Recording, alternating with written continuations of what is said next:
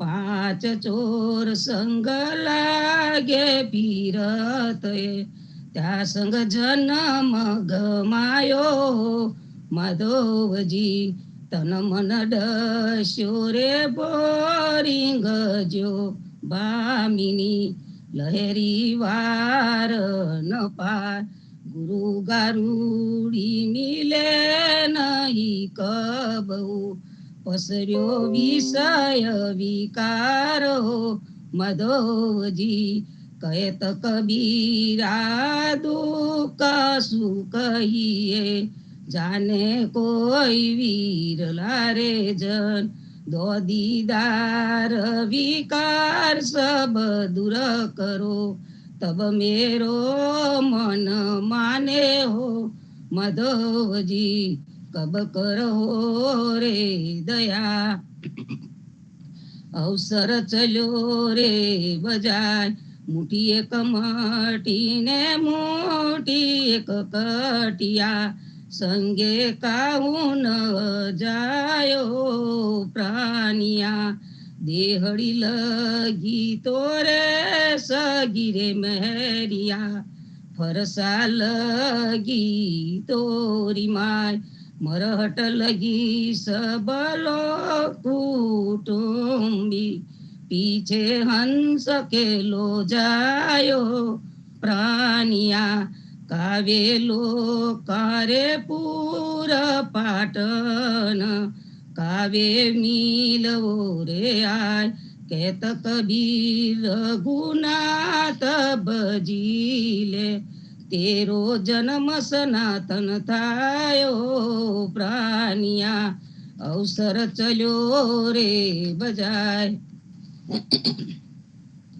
બલિહારી રે ધન ધન સંતોને જેને કૃષ્ણ ઉપર છે ધ્યાન હરે જેને કૃષ્ણ ઉપર છે ધ્યાન ધન ધન સંતોને અહનિશ જેને હરિ ગુણ ગાયા તેને 14 લોક મેં માન હરે તેને 14 લોક મેં માન ધન ધન સંતોને બલિહારી રે જેને હરિ ગુણ ગાયા તે તો તર્યા કુલ વ્યવહાર હરે તે તો તર્યા કુલ વ્યવહાર જેને હરિ ગુણ ગાયા લજ્જા રે છાડીને ભક્તિ રે માડી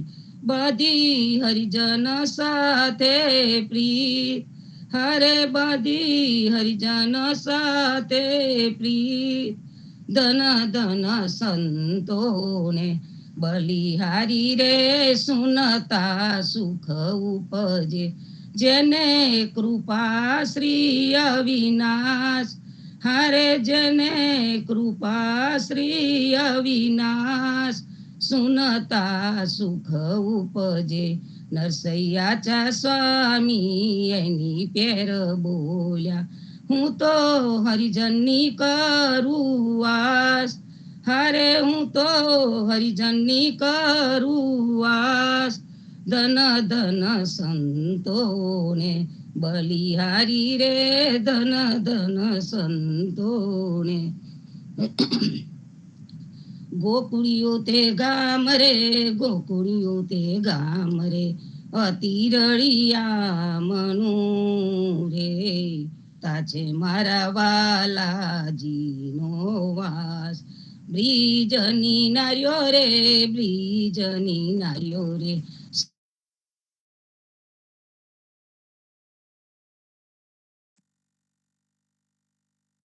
રાજ બ્રિજની નાર્યો રે બ્રિજની નાર્યો રે વ્યાકુલ વ્યાકુલી રે પૂછે કઈ દીઠા રે નંદ કુમાર થઈ થઈ નરત રે થઈ થઈ નરત રે કરતો આવ્યો રે વાલે મારે કંઠે આરોપ્યો હાર સુંદર જમના રે સુંદર જમના રે જીને કાટડે રે જીયો શરદ પૂનમનો ચંદ રાસ મંડલ રે રાસ મંડલ રે પ્રભુજીએ તહાર ચોરે ગોપી મન પામ્યા રે પરમાનંદ એક એક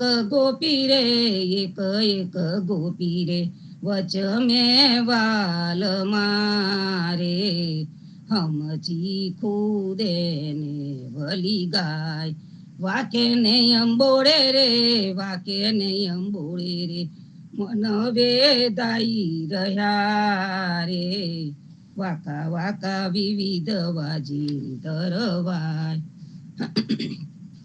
વાકા વાકા વેન રે વાકા વાકા વેન રે બોલે રસાલુવા રે વાકા વાકા ગાય રે મધુરા ગાન નરસૈયાચા સ્વામીને નરસૈયાચા સ્વામીને જાઉં બલિહાર રે રે વાલે મારે આપ્યા રે સુખડા નિદાન વાલે મારે આપ્યા રે સુખડા નિદાન જીરે રાત રહે જાહરે પાછલી ખટગડી સાધુ પુરુષને સુઈ ન રહેવો નિંદરાને પરહરી સમરવા શ્રી હરિ કૃષ્ણ તો એમ કહેવું જીરે જોગિયા હોય તેને જોગ ઉપાસવા ભોગિયા હોય તેને ભોગ તજવા વેદિયા હોય તેને વેદ સંભારવા વૈષ્ણવ જન કેવલ કૃષ્ણ કહેવા જીરે કવિજન હોય તેને સદગ્રંથ શોધવા દાતાર હોય તેને દાન કરવા પતિવ્રતા નારીએ પિયુજીને પૂછવો વચન કહે તે તો શીશ ધરવા જીરે આપને આપના ધર્મ સંભાળવા મન ક્રમ વચન તે મેલ ટાલીએ ભને નરસૈયો તમો પતિત પાવન સદા ચરને રાખો મુને વારી વારીએ જીરે રાત રહે જાહરે પાછલી કટગડી સાધુ પુરુષને સુઈ ન રહેવું મેં જોગી જસ ગાયા વાલા મેં આનંદ જસ ગાયા રે અલખ અલખ કરતા યોગી રે બ્રિજ મંડલ में आया रे भिक्षा लेकर आई नंद रानी शंकर शीस डुलाया रे नगन देकर गए मंदिर में लेकर अंबर उठाया रे क्या करूं मैया तेरा पाठ पीतांबर क्या करूं कंचन माला रे मुख दिखलाऊ तेरा बालक जी का गुरु जी मोही बताया रे दो कर जोरी कहे नंद रानी सुनो शंकर राया रे बालक नहीं दिखलाऊ दिगंबर बालक जात डराया रे जाकी दृष्टि सकल घट व्यापी सो क्यों जाय डराया रे मेरा स्वामी अंतरयामी तुम कित भुवन छुपाया रे बाल कृष्ण ले आई नंद रानी शंकर शीस नमाया रे चरण धोई चरणामृत लीना सिंगी नाद बजाया रे सुफल फलो मैया बालक तेरा देखी शंकर सुख पाया रे धन्य जसोदा धन्य आनंद जी कहत कबीर पद पाया रे मैं जोगी जस गाया वाला मैं आनंद जस गाया रे आरती सी जगन्नाथ मंगला करी पर सच्चरना विदया बदा हरी ગણન ગણન ઘંટ બાજે બેન બંસરી, બાજત મૃદંગ તાલ નાદ ખંજરી, દીપક જ્યોત જગમગે સી કંચનાપુરી, નવબાતી અગર તેલ પાવક જરી, ઇન્દ્ર દમન સિંધુ ગાજે રોયની ખડા, મારકંડ શીત ગંગા આનંદ ભરા, એક નામ તીન લોક 14 ભુવન સંચરાચરી, રોમ રોમ રે અંકાર કાહે સૂડ રે, ગરુડ કંબ સિંધુ પોર જાતરા ભરી, હીરા માનેક મોતી પના જ્યોત કી જડી, રતન સિંહાસનિયા બિરાજે બેત કી ચડી, 56 ભોગ નીત લાગે હોત હરી હરી, સુર નર મુનિ દ્વારે ટળે બ્રહ્મા વેદ ચરી, ધન્ય ધન્ય રાગો સિયાજ કી ગળી, ધન્ય ધન્ય રાગો સિયાત કી ગળી, શ્રી રામ મંત્ર આરતી કીજે, શંકર સંકાદિક આદય રંગ બીજે, હિદે તાલ વિમલ બોધ પંચબતી જારી, તન મનની પરોહરો તો આય વેદ વારી, અખંડ જ્યોત વિમલ મોદ બહે દીન રાતી, આરતી रघुनाथ जी की कीजे पर भाती, कहत कबीर समझ धीर ऐसे लौलाए, चरण टेक रघुनाथ जाके निभे सद पाए, श्री राम मंत्र आरती कीजे, शंकर संकादिक आदय रंग बीजे.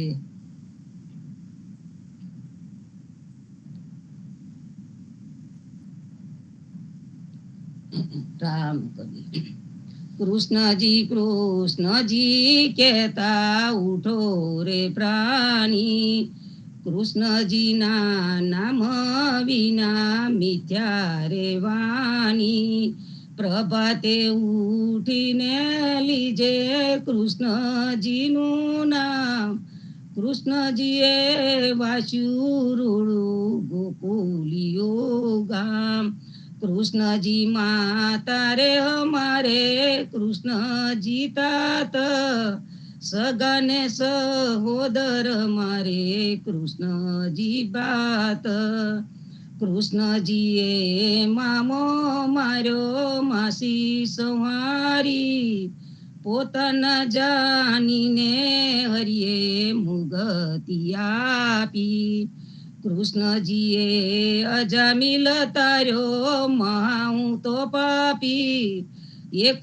કોલીએ કૌતુક કીધું તેને અચલ પદવી આપી, કૃષ્ણજીએ ગુણકા તારી અલ્યા વધારી, કૃષ્ણજીના નામ ઉપર જાઓ બલિહારી, દાસ લડબને રે હરિની ભગતી જાની, મહેતા નરસૈના સ્વામીની બોલો અમૃત વાણી, કૃષ્ણજી કહેતા ઉઠો રે પ્રાણી,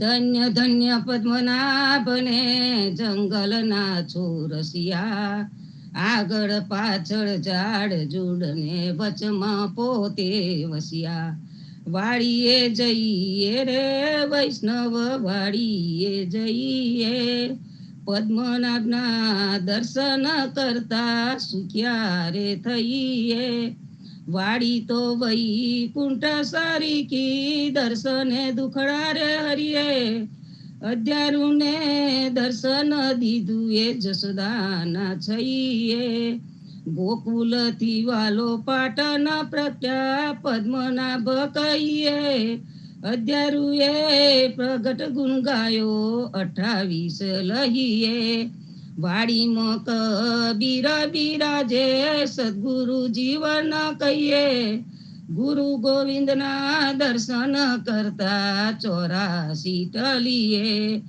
અધમ ઉદાહરણ સંકટ નિવારણ ભક્ત વસ્તલ કહીએ, મોહનના સ્વામીને ભજો રાખો 28 હૈયે, વાડીએ જઈએ રે વૈષ્ણવ વાડીએ જઈએ,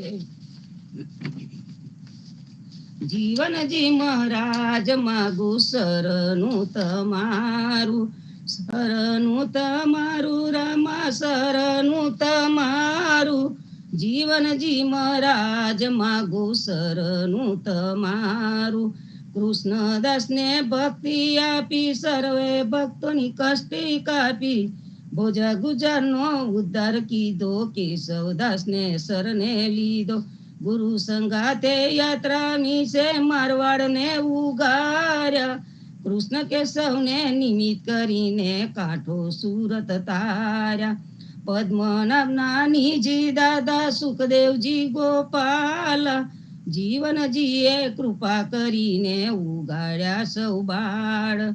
રામ કબીરની દળ નૌકામાં જીવનજી બેસાડે. કૃપા કરીને કબી કૃપાલો ભવસાગર ઉતારે.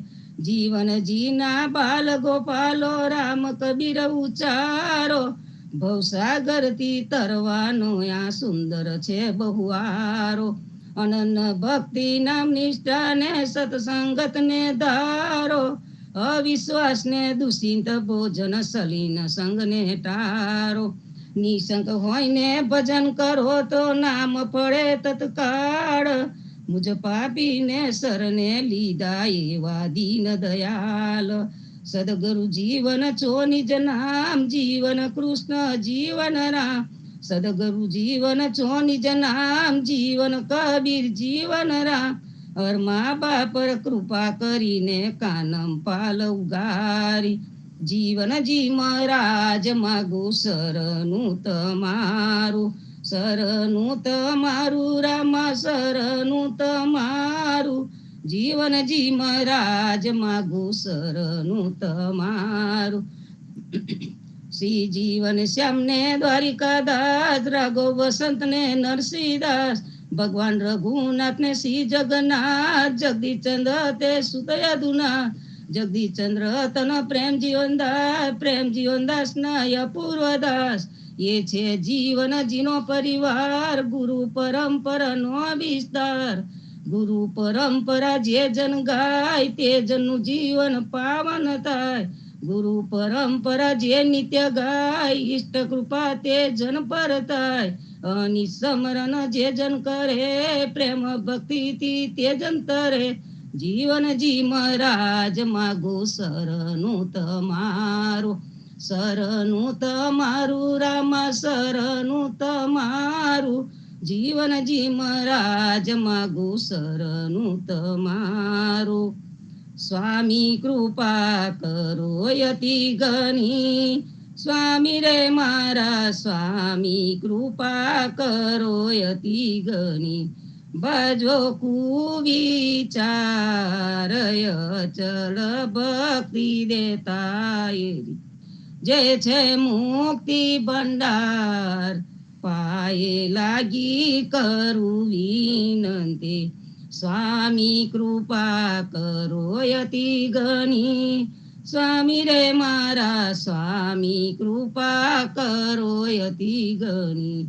ભજો કુવિચાર અચલ ભક્તિ દેતા એરી. જે છે મુક્તિ ભંડાર પાયે લાગી કરું વિનંતી. આનંદ આરતી રખય પારા. હરિજન આય મેરે પ્રાણ આધારા. સંતો દર્શન મેરે ત્રણ તાપ નિવારે. જન્મ મરણ ભવ સાગર તારે. શાક પાક મળી ભોજન પાવો. સંત સંગત મળી હરિ ગુણ ગાવો. ઘેર ઘેર મંગલ હોત બધાઈ. જન જીવન તા બલ બલ જાય. આનંદ આરતી અરખય પારા. હરિજન આય મેરે પ્રાણ આધારા. 14 બાંધ્યો જીવના દેવર ગોપતિ કિયાન. વાટ ઘાટ રક્ષા કરો છોડાવો ત્યારે ખાન. જીવનજી છોડાવો ત્યારે ખાન. સિયાવર રામચંદ્ર કી જય. વૃંદાવન કૃષ્ણચંદ્ર કી જય. बोलो रे भाई सब संतन की जय। सदगुरु श्री जीवन जी महाराज ने राम कबीर, हे कृपा ने राम कबीर, स्वामी परिवार ने राम कबीर, सर्वे संतो भक्तों ने प्रभात ना राम कबीर। રામ કબીર, સર્વે સંતો ભક્તો અને પ્રભાતના રામ કબીર, ભારતમાં સંધ્યાના રામ કબીર, સ્વામી પરિવારને રામ કબીર, જીવનજી મહારાજની ગાદીને, તેમના ક્રાંતિકારી વિચારોને સાદર સપ્રેમ રામ કબીર. સંતો આપણે સંત સંગતની જે ગંગા વહી રહી છે, એ સંત સંગત રૂપી ગંગા ને આપણે કોઈ પણ પ્રવાહની સાથે સાંકળી શકીએ. એક પ્રવાહ છે આપણા જીવનનો પ્રવાહ, જે માતાના ગર્ભસ્થાનમાંથી શરૂ થાય અને આપણા નિજધામ જવાના પ્રસંગ સુધીનો એ આખો એક સુંદર પ્રવાહ છે. અને પ્રવાહની અંદર આપણે સંઘર્ષ કરવા પડે, જાતના ફેઝિસમાંથી, એટલે કે જાતની કક્ષામાંથી પસાર થવું પડે. સંઘર્ષ કરતા કરતા આપણે ઘડાઈએ, તૈયાર થઈએ, મનનશીલ થઈએ, વિચાર કરીએ. અને વિચાર કરતા કરતા દરેક અનુભવે કંઈક ને કંઈક શીખતા જઈએ, જેને આપણે કહીએ આપણે પરિપક્વ થતા જઈએ, સમજદાર થતા જઈએ. એ એક્સપેક્ટેડ છે. આપણે આશા રાખીએ કે મારા જીવનના પ્રવાહમાં બને ત્યાં સુધી અડચણો ઓછી આવે અને મારો વિકાસ થતો રહે. એક જીવનનો પ્રવાહ થયો. બીજો એક મનનો પ્રવાહ છે. મનુષ્યનું મન જન્મ્યા ત્યારથી, ઇવન માતાના ગર્ભમાં હોય ત્યારથી મનુષ્યનું મન એક્ટિવ રહેતું હોય છે અને કંઈક ને કંઈક વિચાર્યા કરતું છે, કંઈક ને કંઈક કર્યા કરતું હોય છે. મન એક એવી વસ્તુ છે કે જે સમજવાની બહુ સરળ નથી, પણ આપણને બધાને એક વસ્તુ તો ખબર જ છે કે જે મન છે એ કોઈ પણ દિવસ કામ કરતું બંધ થતું નથી. શરીર શિથિલ થઈ શકે ઉંમરના લીધે, પણ મન શિથિલ નથી થતું હોતું. આપણે મનને પછી શિથિલ કરી નાખીએ એ વાત જુદી છે, પણ મન શિથિલ નથી થતું હોતું. જેમ જેમ ઉંમર થતી જાય છે તેમ કહેવાય છે કે ઇવન આફ્ટર એજ 95, 95 પછી પણ મનની જે શક્તિ છે એ વધતી જાય છે, કોઈ દિવસ ઘટતી નથી. આપણે કેટલા બધા કેસીસ જોયા છે કે જે મોટી ઉંમરે ઘણા બધા ભણી શક્યા છે, ઘણું બધું કરી શક્યા છે. ઇવન રિટાયર થયા પછી પણ લોકોએ પોતાનું જીવન સંપૂર્ણ રીતે બદલી કાઢ્યું છે. આપણે જોયું છે મોટા જે લેખક છે, જે લિટરરી વર્ક વાળા છે, એ બધા ખાસું બધું કાર્ય એમની હળવાશની પળોમાં લખ્યું છે. હળવાશની પળોમાં એ બધું લોકો કરી શક્યા છે. એનો અર્થ એ જ થયો કે જે મન છે એ મનનો પ્રવાહ વધારે વેગીલો બનતો જાય છે. થાય છે શું કે આપણે એ મનના પ્રવાહને સંકુચિત કરી દઈએ છીએ. સંકુચિત કર્યું એટલે શું કર્યું? તો કે મનના પ્રવાહને આપણે ધીમે ધીમે કરતો એક નાના અમથા ગોખલામાં મૂકી દીધો કે ભાઈ તું આ જગ્યા પર બેસી રહે. કહતા આપણે મનના પ્રવાહને ફક્ત ને ફક્ત મટીરિયાલિસ્ટિક, એટલે કે જે ભૌતિકતા છે એ ભૌતિકતાની તરફ જ વાળી દીધો. આપણું જીવન જોઈએ તો આપણા જીવનમાં આપણે સૌથી વધારે જો મહત્વ કઈક વસ્તુને આપતા હોઈશું ને તો આ નંબરને આપીએ છીએ, આંકડાને મહત્વ છે. જન્મ્યા ત્યારથી કેટલા વર્ષનો થયો એ આંકડો આવ્યો, કેટલું ભણ્યો, 2 ચોપડી, 5 ચોપડી, 8 ચોપડી, 12 ચોપડી, કોલેજના 4 વર્ષ, એ ફરી પાછો એ આંકડો આવ્યો. કેટલા વીંગા જમીન છે એ વીંગાનો આંકડો આવ્યો. કેટલી મોટેલ, કેટલા સ્ટોર, કેટલા પૈસા તારી બેંકમાં છે, આંકડો ચાલુ થયો. આગળ જાઓ, યુદ્ધ થયું, યુદ્ધમાં કેટલા મર્યા, ઈરાકના યુદ્ધમાં આટલા મર્યા, આ યુક્રેનના યુદ્ધમાં આટલા મર્યા, ગાઝાની સ્ટ્રીપ ઉપર અત્યારે જે ચાલી રહ્યું છે તેમાં આટલા મર્યા. એ આવે. એક્સિડન્ટ રોડ ઉપર બધા બહુ થાય છે. આપણે જે હાઈવે બનાવ્યા એ હાઈવે આપણી સુગમતા માટે બનાવ્યા, પણ એ જે સુગમતા અને જે આપણને સરળ પડે એના માટે જે વસ્તુ બનાવી એની અંદર જીવ પણ આપણે ગુમાવવા માંડ્યા. તો કે એક્સિડન્ટ કેટલા થાય છે, કયા કારણસર થાય છે, એના પાછળ નંબરો આવ્યા. ઇકોનોમિક્સના નંબર આવે, ઇકોનોમીના નંબર આવે કે આ દેશની આટલી પેદાશ, ભાવ આવે દરેક વસ્તુના, ફરી પાછા નંબરો આવ્યા. આપણું જે જીવન છે એ આખું જીવન નંબરોની અંદર સીમિત થઈ ગયું અને જે વસ્તુ પણ હોય એને આપણે નંબરોમાં જ ગણી. જે બાળક છે ને, જન્મ્યું ત્યારે એ બાળક આ નંબર વગરનું હતું. એ સાચું હૃદય લઈને જન્મેલું બાળક, અને સાચું હૃદય લઈને જન્મેલું બાળક જીવવા માટે ઉત્સુક, અને જીવવા માટે ઉત્સુક એવું બાળક એના કાન સરવા કરે, એની આંખ જ્યાં ત્યાં ફેરવે અને રમત રમે. કારણ કે એને ખબર છે કે શું કરવું છે. બાળ સહજતા છે એની અંદર, અને બાળ સહજતા છે એટલે એ બાળક એ પ્રકારનું દરેકે દરેક વસ્તુ કરતી રહે છે. બાળકને નંબરની નથી પડેલી. તમે એને રમકડું આપો, પછી રમકડું તમારી દ્રષ્ટિએ કે ભાઈ આ તો $500 રમકડું છે, બહુ મોંઘું છે. બાળકને માટે એની એ રમકડું $500 વાળું કે માટીનું રમકડું 5 સેન્ટનું, એને કોઈ ફરક નથી હોતો. એનું કારણ છે કે બાળક એ રમકડાની અંદર રમત જોઈ રહ્યો છે, નંબર નથી જોતો, એની કિંમત નથી જોતો હોતો. અને એ જે બાળ સહજતા છે, એ જે બાળ સહજતા છે, એ સહજતા આપણે મોટા થઈએ છીએ ત્યારે ધીમે ધીમે કરતા આપણે ગુમાવતા જઈએ છીએ. અને થાય છે શું કે જે નિર્દોષ સહજતા છે એમાં પરિપક્વતા આવવી જોઈએ. જીવન સારી રીતે જીવવાની ઝંખના આવવી જોઈએ. જીવનની અંદર લોજિકલી વિચારીને કે ભાઈ મારે આમાંથી કંઈક મેળવવું છે, કંઈક પામવું છે, હું સહજતા મારા આ અસહજ જીવનમાં સહજતા કેવી રીતે લાવી શકું. જ્યાં આગળ મેડનેસ છે, જ્યાં પણ જુઓ ત્યાં ગાણપણ છે. Everywhere you she is madness. તમે કોઈ પણ એસ્ટાબ્લિશમેન્ટમાં જોઈ જુઓ તો તમને કોક ને કોક જગ્યાએ ગાણપણ કંઈક ને કંઈક તો દેખાશે, જેની સાથે તમે એગ્રી નહીં થાવ. પણ એ જે મેડનેસ છે, એ મેડનેસની અંદર તમે કંઈક એવું તત્વ મૂકી શકો કે જેથી તમે એ ગાણપણની અંદર રહીને પણ થોડાક દયા રહી શકો, કંઈક કાર્ય તમે કરી શકો, સમજી. કંઈક આવા જ સુંદર ભાવથી આ સંતોની પ્રણાલી શરૂ થઈ હશે. આ સંતોની પ્રણાલી જે છે, સંતોની પ્રણાલી આ બધું સમજી લીધેલું, ઋષિઓએ આ બધું સમજી લીધેલું, અને આ બધું એમને સમજી લીધું, અને એમને મનુષ્યનું જીવન સહજ અને સારું રાખવા માટે ના જુદા જુદા રસ્તા શોધ્યા. અને જે જુદા જુદા રસ્તા શોધ્યા કે જેથી મનુષ્યનું જે લાંબુ જીવન છે, એ લાંબા જીવનમાં એને જેટલા પણ સંઘર્ષો કરવા પડે એની અંદર મનુષ્ય તૂટી ન પડે. મનુષ્ય ધીમે ધીમે કરતો પોતાનો રસ્તો શોધી લે અને આગળ વધતો જાય. એવા એક સુંદર ભાવથી આપણને જુદી જુદી વસ્તુઓ આપવામાં આવી, પીરસવામાં આવી. અને એ વસ્તુઓનો નંબર નથી હોતો, નો નંબર ટુ ધેટ.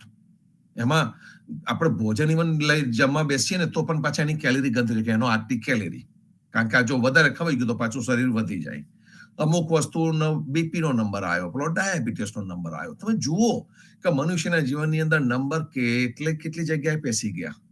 પણ જ્યારે મનુષ્યના જીવનની ક્વોલિટી ઓફ લાઈફ જેને કહીએ, મનુષ્યનું જીવનની ગુણવત્તાની જ્યારે આપણે વાત કરતા હોય તો એ ગુણવત્તા ઊંચી ક્યારે થઈ શકે એનો વિચાર કર્યો.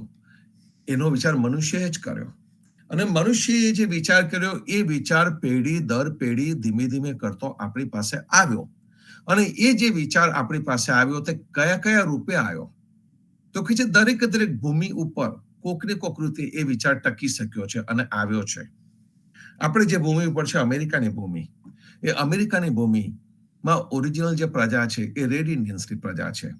અલાસ્કા બાજુ આપણે જઈએ તો જેને આપણે એસ્કિમોસ કહીએ છીએ, એસ્કિમોસની જગ્યા ઉપર છે.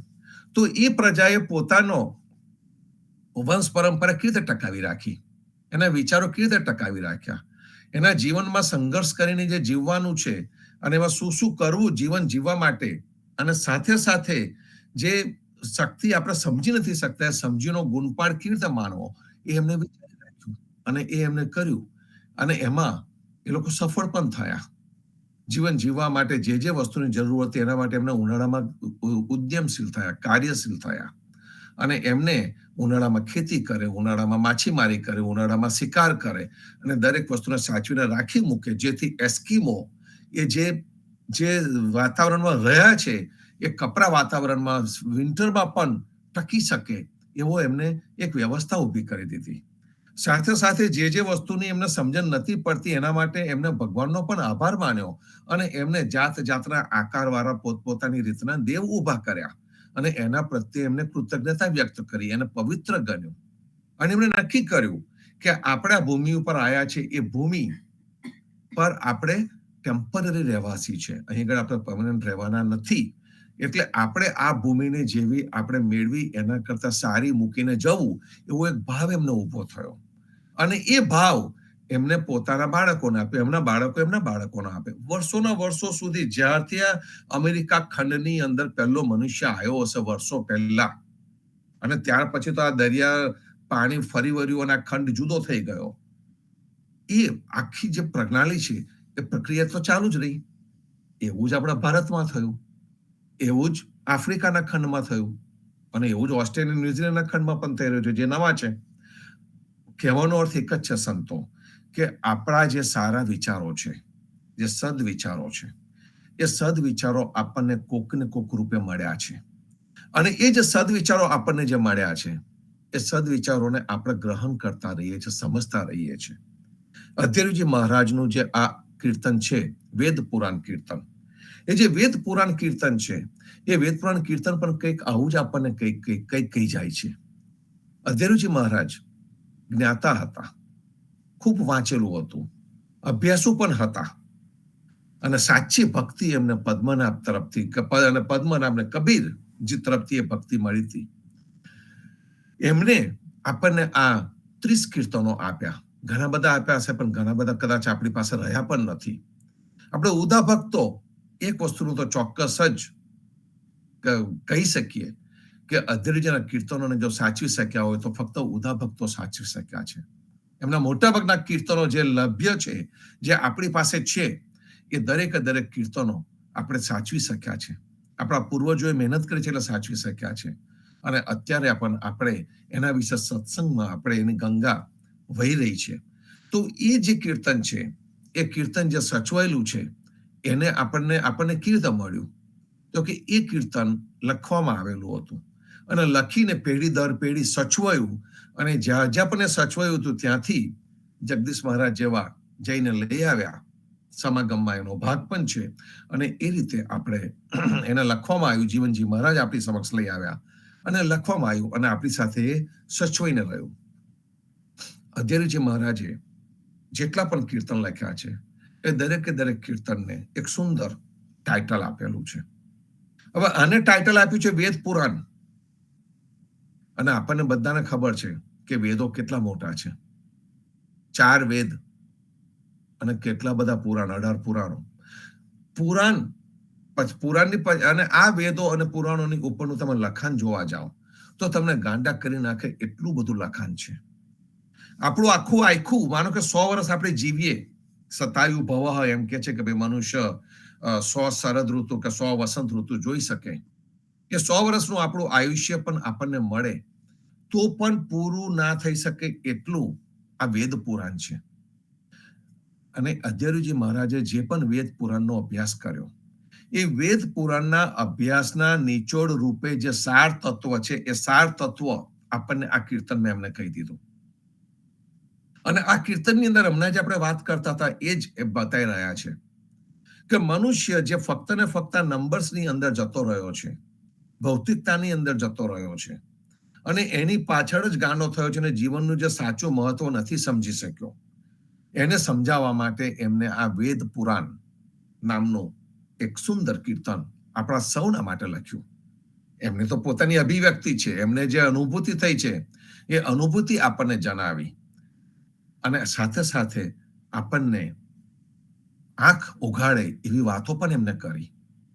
જગદીશ મહારાજ ખૂબ સંશોધન કરતા હતા, અને સંશોધન કરતા હતા એમાંથી જ પેલી એક આમાં કવિત છે. એ કવિતાનું, કાવ્યનું એક સ્વરૂપ જ છે.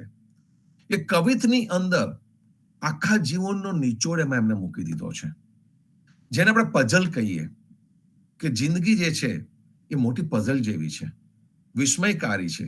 એ આપણી સમક્ષ કઈ તારીખે, કયા દિવસે, કયા સમયે શું લઈને આવે એ કોઈને પણ ખબર ન પડે એવી આ જિંદગી છે. કયો ટર્ન ક્યારે મળી જાય એ પણ કોઈને ખબર ન પડે, ક્યારે જીવન બદલાઈ જાય તે ખબર ન પડે, ક્યારે જીવનમાં શું બની જાય તે પણ ખબર ન પડે. એનું નામ જ આ જિંદગી છે. નદી જ્યારે વહેતી હોય છે ત્યારે એના જે પ્રવાહની અંદર શું એને આવશે આગળ એ નદીને ખબર નથી હોતી, એ તો વહેતી જાય છે. એવું જ આ જિંદગીનું છે. રોજે રોજ આપણે સવારે ઉઠીએ, ભાવ ભક્તિથી આપણે આજે કીર્તનો ગાતા હોઈએ છીએ, ભાવ ભક્તિથી આપણે સત્સંગ કરતા હોઈએ, સાંજે સંધ્યા આરતી કરતા હોઈએ છીએ, જીવન પર્યંત આપણે આ કરતા રહીએ છીએ.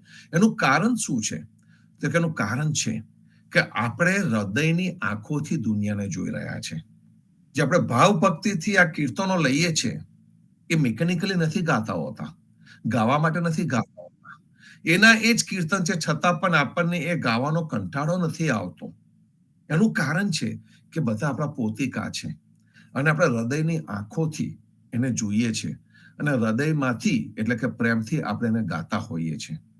જો આપણે ફક્ત સ્થૂળ દ્રષ્ટિથી જોતા હોઈશું ને તો ફક્ત નંબરો જ જોઈશું કે આજે કેટલા પ્રભાત્યા ગાયા, આજે કેટલા કીર્તન ગાયા, કેટલી મિનિટો થઈ, એની પર આપણી નજર હશે. જો ફક્ત નંબરની રીતે જોઈશું તો.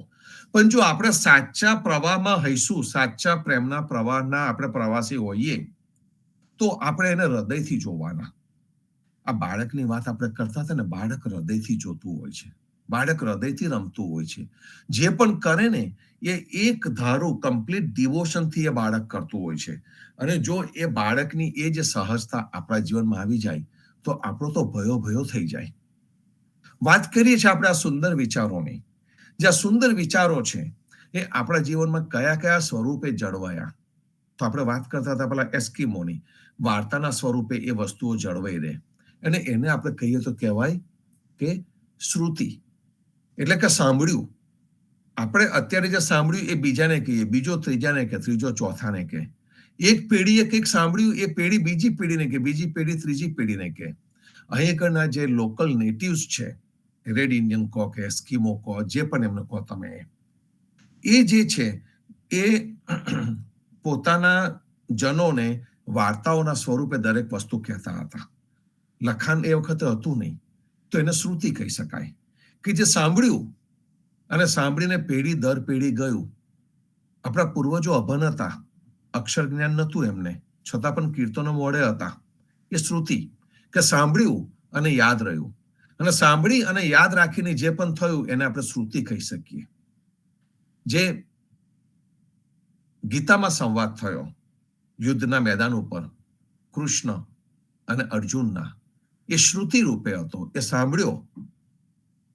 સાંભળ્યો અને એને ગ્રંથસ્થ કરી લેવામાં આવ્યો. અને એવો જ કંઈક સંવાદ ગુરુ ગોપાલદાસ અને જીવનજી મહારાજ વચ્ચે થયો. નાના ગોપાલદાસ અને જીવનજી મહારાજ વચ્ચે થયો હશે, સંતોની વચ્ચે થયો હશે.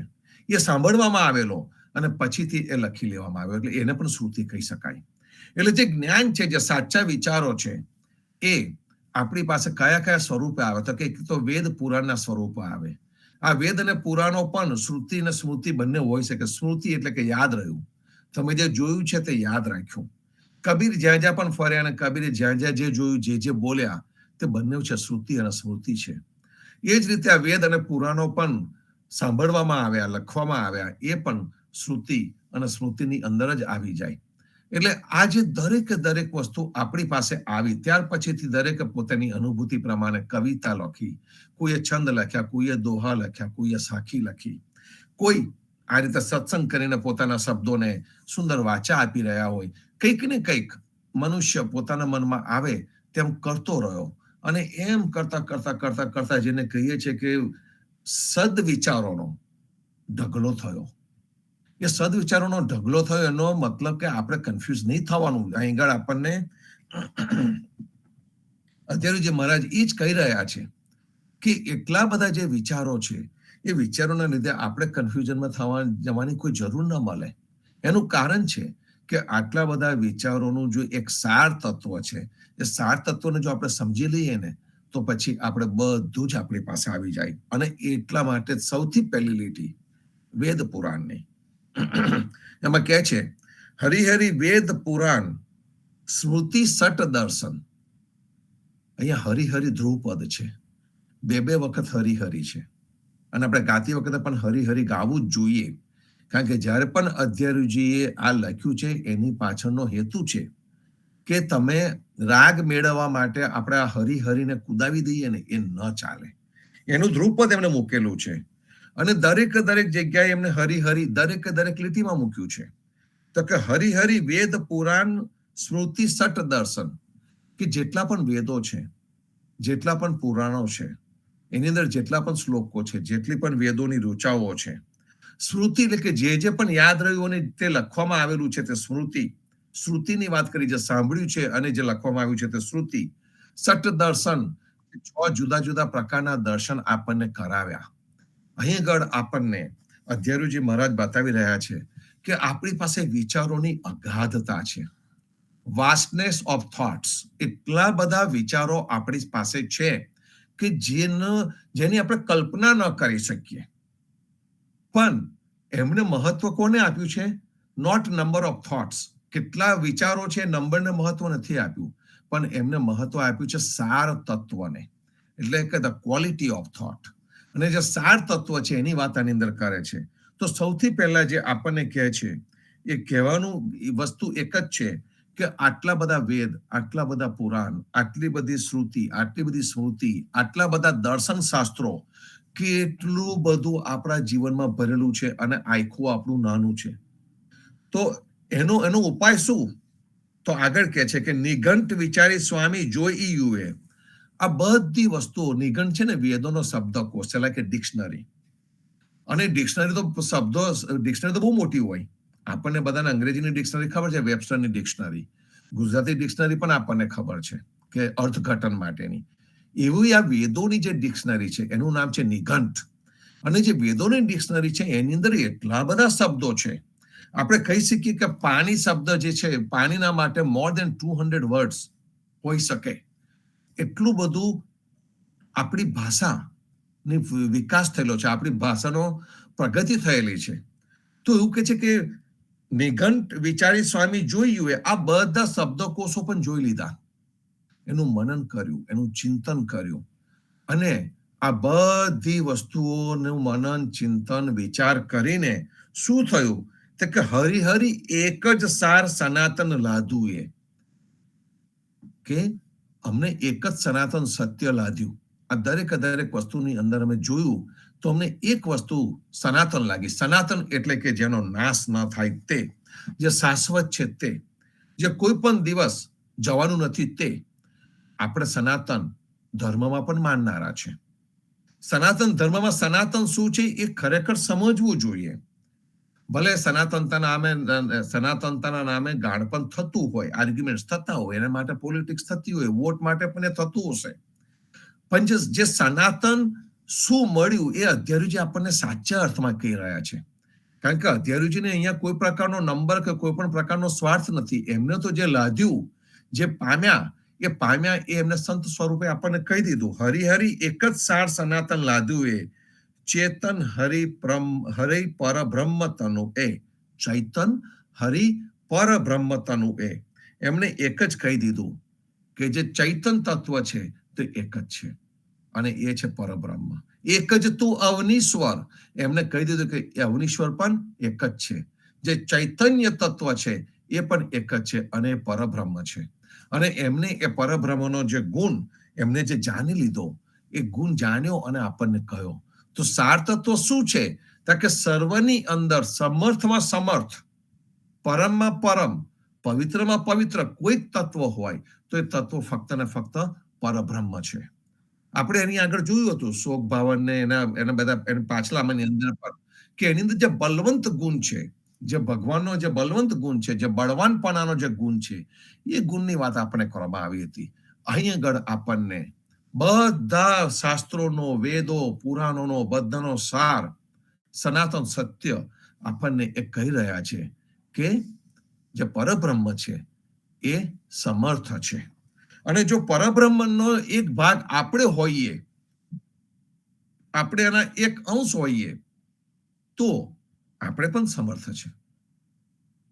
અને એ જે સમર્થતા છે, જેને આપણે કેપેબિલિટી કહી શકાય, જેને આપણે પોતાની આત્મવિશ્વાસ કહી શકાય, જેને આપણે પોતાની આત્મશક્તિ કહી શકાય, એ સમર્થતા એમને દરેકની અંદર મૂકી છે પરબ્રહ્મે. બીજ જે આપણને ઠોયા જેવું લાગે, એ બીજની અંદર પણ પ્રગટ થવાની શક્તિ મૂકેલી છે. એ બીજ પલળે અને એમાંથી અંકુર ફૂટે. પ્રકૃતિની અંદર સમર્થતા મૂકેલી છે. એનું કારણ છે કે જે એનો ક્રિએટર છે, એ સમર્થ છે. અધ્યાયરુચિ આ પહેલી જ લીટી, જો પહેલી લીટી આપણે સમજી લઈએ તો આખા વેદ પુરાણ, આખા જીવનનો સાર આપણને મળી જાય. કારણ કે જે એ સમર્થતા છે, એ સમર્થતા પરબ્રહ્મની અંદર છે, અને એ જ તત્વમાં ચૈતન્ય છે, અને એ જ સમર્થતા છે એ આપણી અંદર આવે છે. એ જ ચૈતન્યના વિવિધ વિભાગો એટલે આપણે અને આ પ્રકૃતિ અને બીજા બધા જીવો, એ દરેક અને એટલા માટે આપણી અંદર એકાત્મતા છે. હજુ આગળ જતા કહેશે આપણને કે જે દેહ ધરાવે જીવ એને આત્મા કહેવાય, અને જે દેહ ન હોય તેને પરમાત્મા કહેવાય. જે અઘરા વિષયો ફિલોસોફીના છે, એ અઘરા વિષયોને આપણી સામે એકદમ સરળ સ્વરૂપે અધ્યાયરુચિ મૂકી રહ્યા છે. આ ભાષા ભલે 600 વર્ષ જૂની હોય, પણ વિચારો સનાતન છે. કોઈ પણ કાળે ખંડિત ન થઈ શકે તેવા આ વિચારો છે. અને એ વિચારોની અંદર આપણને સીધું સરળ ભાષામાં જણાવી દીધું કે એક સનાતન લાદ્યું. એ સનાતન કયું? તો કે ચૈતન હરિ પરબ્રહ્મ તનુએ. આપણે કેટલા ભાવથી આ વેદ પુરાણનું કીર્તન ગાઈએ છે. આ લીટી પણ આપણે કેટલા વખત ગાઈ હશે. લીટીની અંદર જ જીવનનું સર્વસ્વ આવી જાય છે. આંખ ખોલી નાખે એવું એની અંદર તત્વ છે કે ભાઈ બધા નંબરોને ભૂલી જાઓ, તમે મટીરિયલિસ્ટિક લાઈફને ભૂલી જાઓ. જે જરૂરી છે એટલું ચોક્કસ જ લેવું અને કરવું, પણ જે પરબ્રહ્મતાનું જે સનાતન છે, જે સત્ય જે લાદ્યું છે, એ સત્યને સમજવું રહ્યું. કારણ કે સત્યને જો ન સમજ્યા તો પછી આપણે ગયા. અને આ જ મુદ્દાને આગળ સુંદર રીતે પ્રગટ કરવા માટે આપણને જગદીશ મહારાજે રિસર્ચ કરીને લાવ્યા ને, એમાં એમને આપણને રસ્તો તરત જ બતાવી દીધો. શું બતાવ્યો?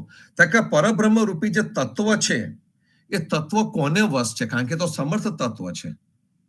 એ કઈ તમારા પ્રસાદને વશ નથી થતું, એ તમારા કાલાવાળાને વશ નથી થતું હોતું, એ તમારા જે પેલી કોઈ પણ વસ્તુની જે કર્મકાંડ કરો છો એને વશ આ તત્વ નથી થતું. કારણ કે આ તત્વ તો સમર્થ છે.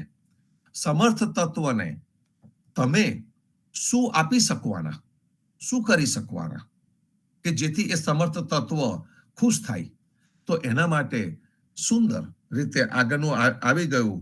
અને એ ભાગવત મહાત્મ્યની અંદર અધ્યાય 2 જે સુંદર લીટી છે, જગદીશ મહારાજે કેટલું વાંચન કર્યું હશે એનો આપણને અંદાજ આવે.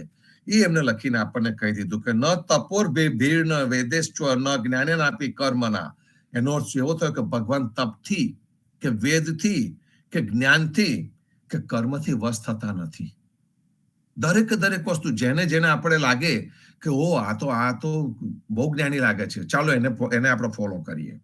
કોઈક વખત આપણે લાગે આ તો વેદનો જ્ઞાતા છે, લાવો આપણે એને ફોલો કરીએ. આ તો બહુ મોટો તપસ્વી છે, તપસ્વીની પાછળ આપણે જઈએ. એનાથી કોઈ પણ દિવસ ભગવાન પ્રાપ્ત થતા નથી. ચોખ્ખા શબ્દોમાં અહીંયા લખ્યું છે કે ભગવાન તપથી, વેદથી, જ્ઞાનથી કે કર્મથી વશ થતા નથી, પણ ભક્તિથી જ વશ થાય છે. હરિહિમ સાધ્યતે ભક્ત્યા પ્રમાણમ તત્ર ગોપિકાહા. કે એનો અર્થ ચોખ્ખો જ થયો કે ભગવાન ફક્ત અને ફક્ત ભક્તિથી જ વશ થાય. અને એ આપણે કેટલા બધા નરસિંહ મહેતાના કીર્તનોમાં જોયું. અને એનો દાખલો આ ભાગવતની અંદર આપેલો છે કે એનો સુંદરમાં સુંદર જો દાખલો હોય તો ગોપીનો છે. ગોપી જ્ઞાની નથી, ગોપી કશું જ નથી કરતી હોતી, પણ ગોપીનો જે ભક્તિ ભાવ હતો, જે ગોપી ભાવ હતો, જેનું સમર્પણ હતું, એના લીધે ગોપી ભગવાનને પ્રિય થઈ. અને ભગવાનને પ્રિય થઈને ભગવાનની નજીક જઈને બેઠી. રાધા પણ એ જ સ્વરૂપ છે. રાધા પ્રેમનું સ્વરૂપ છે. અને રાધા જે પ્રેમનું સ્વરૂપ છે એ જ ભગવાનનું પણ સ્વરૂપ છે. અને એટલા માટે રાધા અને કૃષ્ણની એકાત્મતા છે. એ શારીરિક પ્રેમ નથી એની અંદર. એની અંદર જે પ્રેમ છે તે અકલ્ટ લવ છે, જેને કે માનસિક પ્રેમ છે, એ પ્રેમ એની અંદર ઉભો છે. તો વેદ પુરાણનું જે રહસ્ય છે, એનું જે સાર તત્વ છે, એ આપણી સમક્ષ ખોલવામાં આવ્યું છે. અને આપણી સમક્ષ એ ખુલ્લું મૂકી દેવામાં આવ્યું છે. આપણે એને સમજવાની જરૂર છે.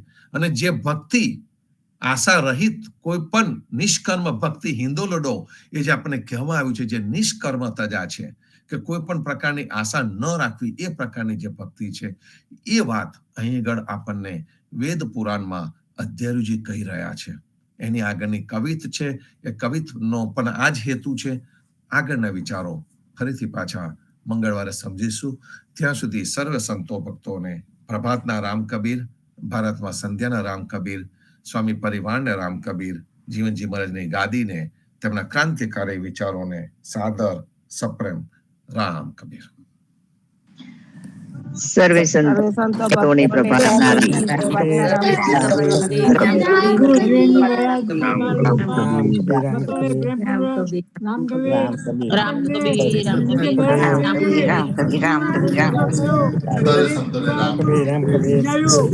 બરાબર સમજીને આત્મસાત કરીએ અને આપણા આચરણમાં મૂકીએ તો આપણે જીવનમાં આપણી ભક્તિ સાચી ગણાશે. માટે સાચો રસ્તો જીવનજી મહારાજે બતાવી દીધો છે. કેટલું બંધન કરીને કર્મકાંડમાંથી મુક્ત કરી અને આપણને સાચો રસ્તો બતાવી અને આપણું કલ્યાણ માટે કેટલું બંધન કરીને એમને આપણને ધોરી રસ્તો બતાવે જ. માટે રસ્તાઓ પર ચાલીએ. રસ્તાઓ તો બધા ઘણા આવશે પણ ધોરી રસ્તો પકડવાનો છે. ધોરી રસ્તો પકડીશું. આજુબાજુના રસ્તા પર નજર નહીં કરવાની અને કર્મકાંડથી મુક્ત થઈ અને આપણા જીવનનું કલ્યાણ કરીએ. સર્વ ભક્તોને પ્રેમ રામ કબીર. સર્વે સંતોને પ્રભાતના પ્રેમ ભર્યા રામ કબીર. રામ કબીર.